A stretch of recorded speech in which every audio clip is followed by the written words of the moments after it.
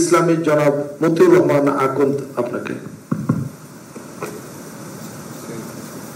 আসসালামু আলাইকুম ওয়া রাহমাতুল্লাহি ওয়া বারাকাতুহু। মাননীয় প্রধান উপদেষ্টা, কমিশনের সম্মানিত সদস্যবৃন্দ, জাতীয় নেতৃবৃন্দ, আমি মহান আল্লাহর দরবারে শুকরিয়া আদায় করছি। একটি ঐতিহাসিক মুহূর্তে আজকে আমরা এখানে উপস্থিত হতে পেরেছি, আলহামদুলিল্লাহ। জুলাই সনদ তৈরি করার ক্ষেত্রে ঐক্যমত্য কমিশন এবং বিভিন্ন রাজনৈতিক দল ঘন্টার পর ঘন্টা নয়, দিনের পর দিন এখানে আলোচনা করেছেন। দীর্ঘ আলোচনার পর অনেকগুলো বিষয় একমত হয়েছেন, অনেকগুলো বিষয়ে ডিফারেন্স অফ অপিনিয়ন রয়ে গেছে।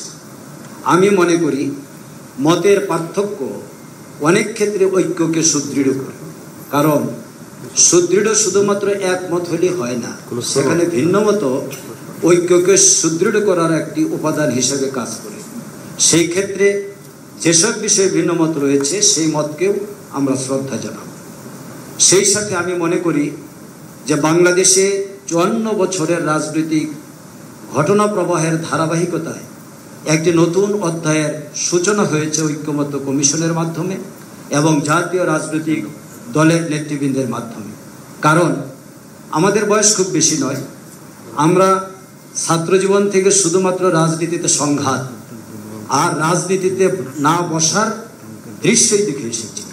ছাত্র জীবনেও দেখেছি এক দল আরেক দলের সাথে বসতে চায় না, জাতীয় রাজনীতিতেও দেখেছি এক দল আরেক দলের সাথে বসতে চায় না। এটা শুধুমাত্র তাদের মধ্যে সীমায়িত হয় নাই, জনগণের মধ্যেও এটা ছড়িয়ে পড়েছিল।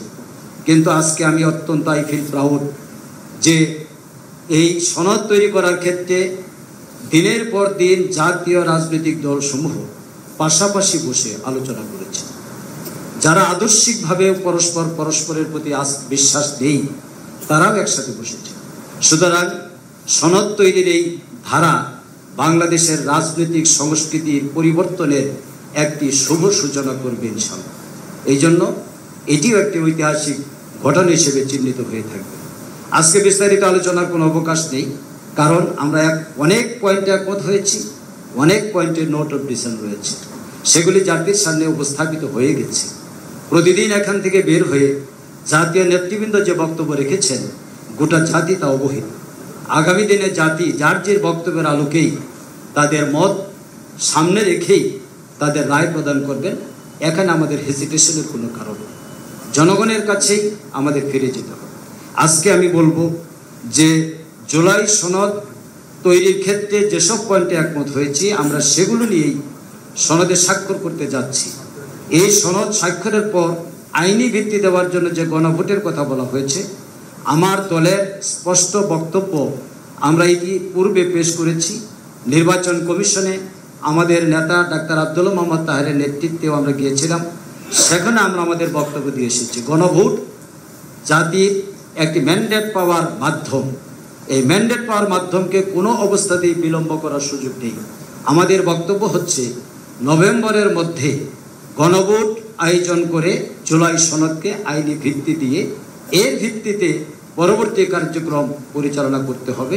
আমরা আশা করি জাতি সেই অপেক্ষায় আছে এবং সেই ঐতিহাসিক শুভ মুহূর্তে আমরা এখানে উপস্থিত হয়ে বক্তব্য রাখার সুযোগ পেয়ে আমি আপনাদের প্রতি দলের পক্ষ থেকে আন্তরিক কৃতজ্ঞতা জানাচ্ছি। আসসালামু আলাইকুম ওয়া রাহমাতুল্লাহ।